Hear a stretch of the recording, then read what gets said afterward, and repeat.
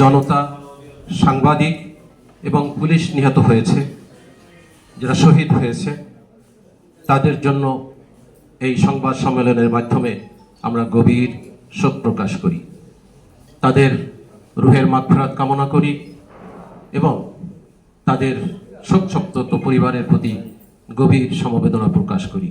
সেই সঙ্গে যারা আহত হয়েছেন এবং গুরুতর আহত অবস্থায় চিকিৎসাধীন রয়েছেন, তাদের সুচিকিৎসা এবং দ্রুত তাদের রোগ মুক্তির জন্য দোয়া করছি। এ পর্যায়ে আমি নিহতদের স্মৃতির প্রতি শ্রদ্ধা নিবেদনের জন্য সকলকে দাঁড়িয়ে 1 মিনিট নীরবতা পালনের জন্য বিনীত অনুরোধ করছি।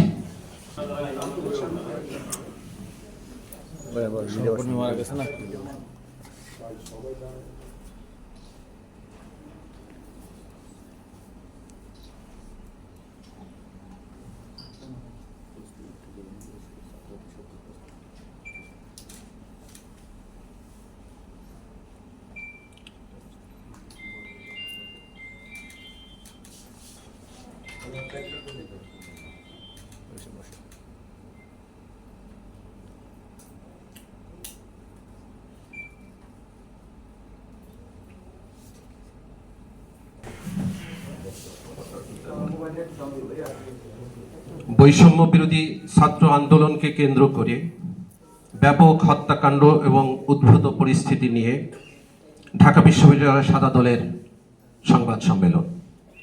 প্রিয় সাংবাদিকবৃন্দ, আসসালামু আলাইকুম, শুভ মধ্যাহ্ন। আজ আমরা ঢাকা বিশ্ববিদ্যালয়ের সাদা দল সমর্থক শিক্ষকবৃন্দ অত্যন্ত ভারাক্রান্ত এবং মর্মাহত চিত্তে আপনাদের সামনে উপস্থিত হয়েছি।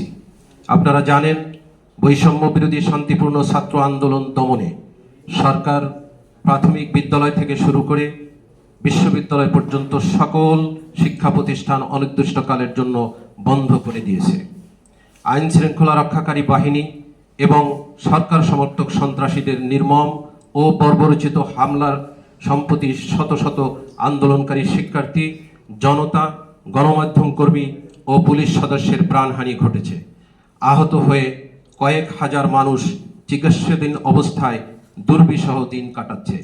লাঞ্ছনার শিকার হয়েছেন বিশ্ববিদ্যালয়ের কয়েকজন শিক্ষকও। জনসম্পত্তিরও বিপুল ক্ষয়ক্ষতি হয়েছে।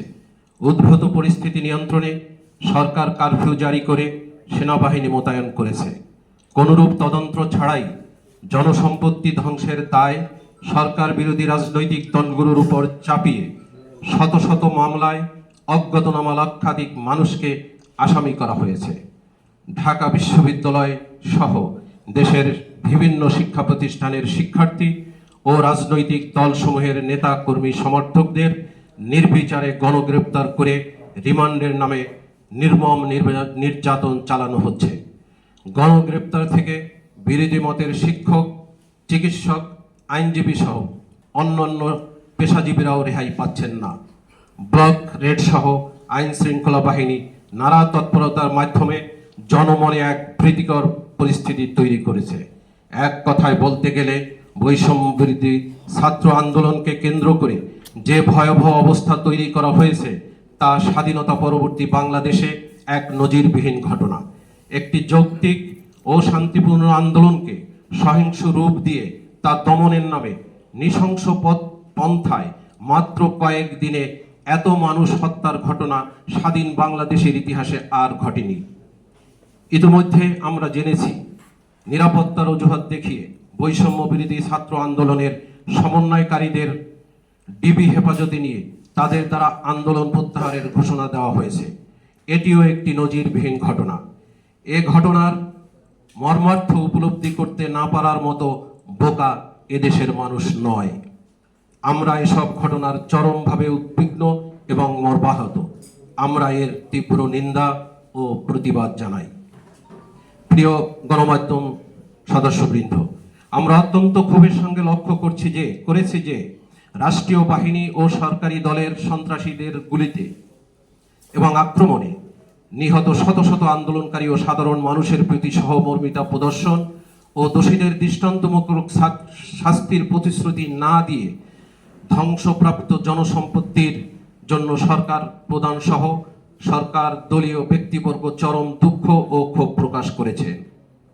এটাকে আমরা দেশের আপামর জনসাধারণের প্রতি চরম অবজ্ঞা ও নির্মম পরিহাসের শামিল বলে মনে করি। কারণ আমরা মনে করি সম্পদ মূল্যবান এবং তা অর্জনযোগ্য, কিন্তু মানুষের জীবন অমূল্য। রাষ্ট্রীয় সম্পদের মালিক এদেশের আপামর জনতা। জনতার সম্পদ রক্ষা করা সরকারের দায়িত্ব। সরকার এ দায়িত্ব পালনে চরম ব্যর্থ হয়েছে। শুধু তাই নয়, গত 1.5 দশকে এদেশ থেকে পাচার হওয়া 10 লক্ষ কোটি টাকা, শেয়ার মার্কেট এবং ব্যাংকিং খাতের ব্যাপক লুটপাট সহ দুর্নীতির মাধ্যমে জনসম্পদ হরণকারীদের বিরুদ্ধে সরকারকে আমরা দৃশ্যমান কোনো ব্যবস্থা গ্রহণ করতে দেখিনি। তাই রাষ্ট্রীয় বা জনসম্পদ সম্পর্কে সরকারের বর্তমান প্রতিক্রিয়ায় আমাদের মনে এ প্রশ্ন জাগা খুবই স্বাভাবিক।